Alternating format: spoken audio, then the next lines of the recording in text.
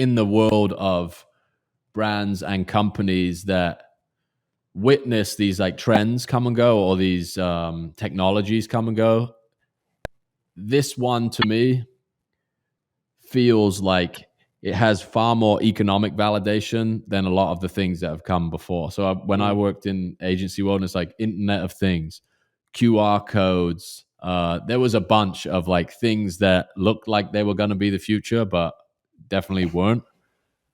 And this to me feels different than that. And it feels like the attention and interest in it is orders of magnitude different for that reason, because there's stuff in the market that's actually happening.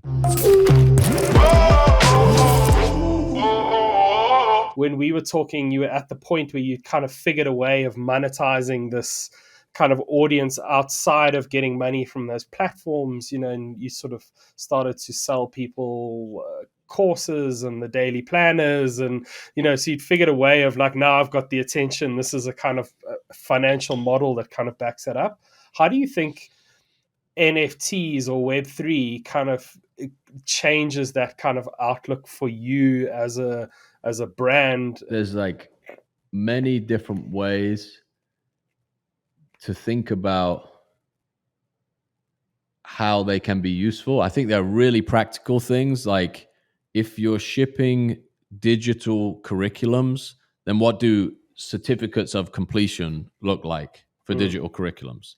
I've gone through every single Visualize Value course I completed on this date.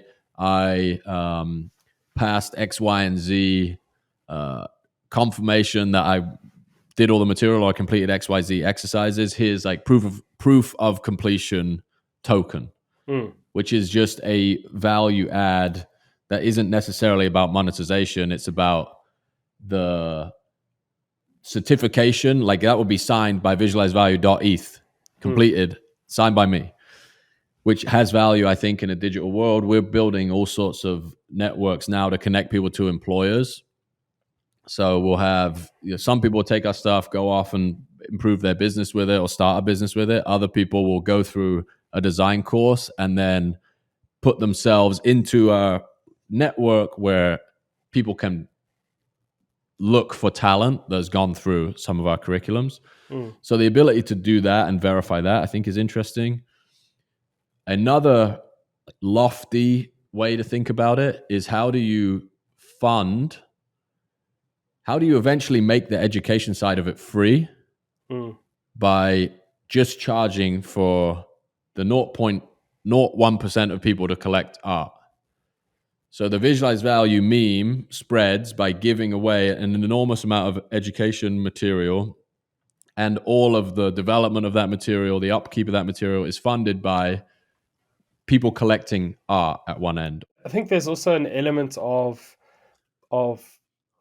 you're creating a digital world and the consumption is very passive, and you as the consumer hold no kind of token of what you've done. There's no ticket stub. There's no conference band. There's no band like t-shirt for the band. There's no album. There's nothing I can hold up in 5 years time, 10 years time. Like, oh, I was in Visualize Value in season 1, I was there when you had 5 followers. And I think there's definitely an element we're seeing in people wanting to almost mark participation in what they're doing. For example, I normally buy one of everything of the people that I speak to, because it's almost like my own archive that I can create of the people that I've gone. And beforehand, I've got Bruce Mao's book sitting at the back there. Like people I speak to, I purchase their objects. Now there's a sort of digital engagement component to that, which I think is a very like natural human thing. It's the fridge magnet, the bumper sticker. It's the same kind of behavior, but just in a digital sort of, environment. And one of the parts of this, I think maybe people don't want to talk about, is this like social signaling is involved in a lot of this, right? Why do people put their name on the wing of a library or a hospital, or like there's a legacy component to it. I want to give back to the community that I believe can enhance other people's lives, and I want the social upside that comes with that. A lot of people think that way, right? So I think I've ran a few experiments with charity that have been like absolutely unbelievable using NFTs, like raised probably $500,000 with 2 campaigns, based one on the fact it's a novelty market and people want to try it out, and 2 on the fact that you get access to a piece of art that you hold forever that signifies, as you said, I contributed to this thing on this date and I have this piece of art that represents that. NFT gating the content itself, a lot of people go to that. That's like where they think about it, right? They're like, I want to make an NFT membership. And unless you're building a highly specific Ethereum native, NFT native community, you're going to kill your business by doing that. Like if every product that you make is hidden behind your customer's ability to install MetaMask, buy a token, log in, connect with their wallet every time they want to use your application, that's crazy. Like you're nuts for doing that unless you're building, I don't know, a new Web3 marketplace where that would be like the bare minimum. What I think is one of the strongest schools of thought in NFTs is this idea of incentivizing the propagation of an idea or a meme, and then kind of trusting that that value can come back and be captured by the network. It's like this abundance mentality. It's like a Trojan horse for thinking about the world in a more abundant way, especially like internet creativity, blah, blah, blah, blah, blah, where the traditional reaction to like your work being copied or like ripped off or whatever is like, let's hire a lawyer, let's try and shut it down, let's file the DMCA, let's do all of that stuff, versus let it spread far and wide, and there's only one original. So by virtue of all of this stuff propagating over and over and over and over, the original is just increasing in value. People use the analogy of the Mona Lisa. Mona Lisa's priceless. How many copies, iterations, postcards, plates, mugs has it been posted on?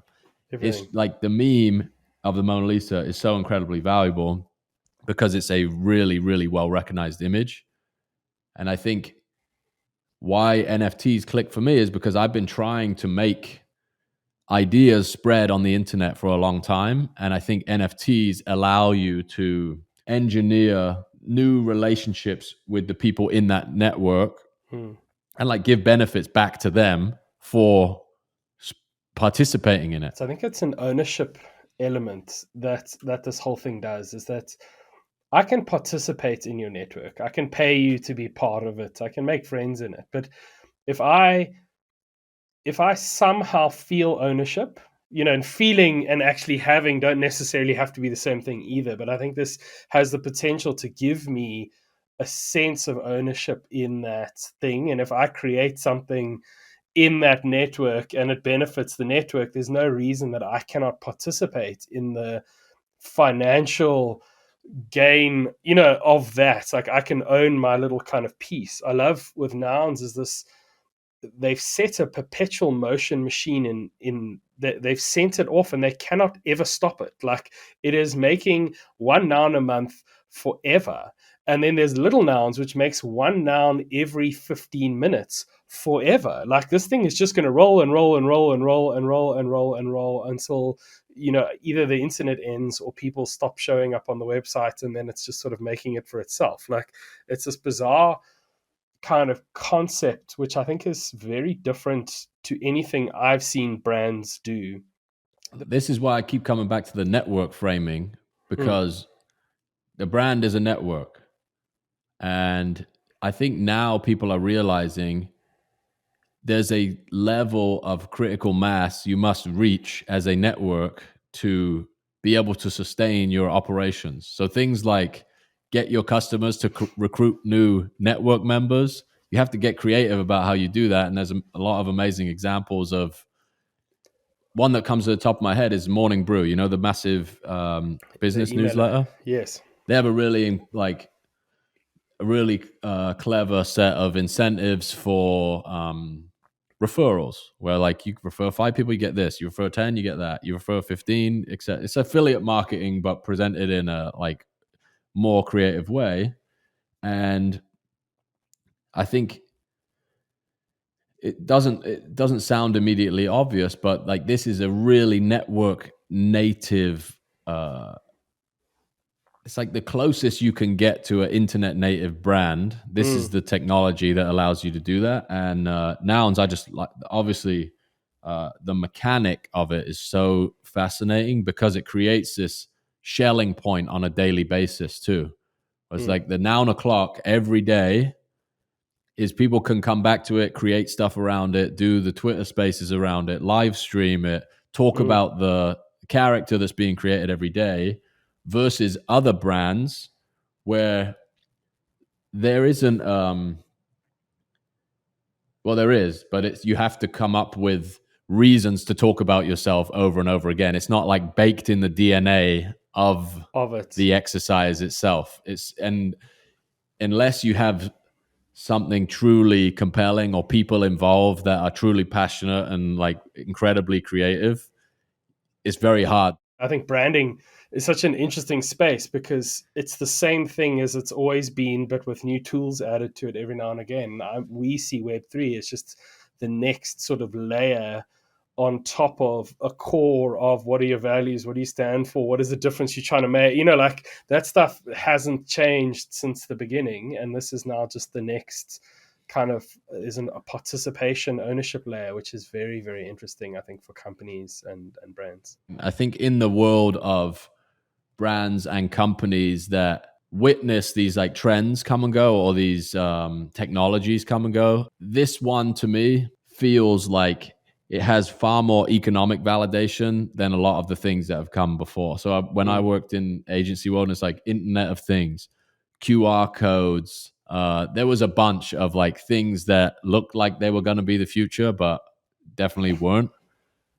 And this to me feels different than that. And it feels like the attention and interest in it is orders of magnitude different for that reason, because there's stuff in the market that's actually happening.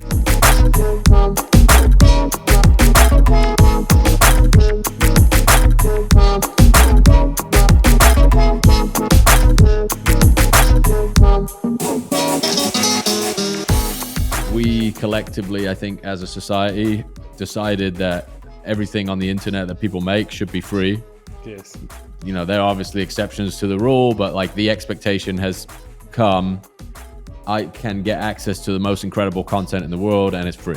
Like I'm not saying that's a bad thing. I think it's a great thing. You go and educate yourself on YouTube. You can look at amazing art.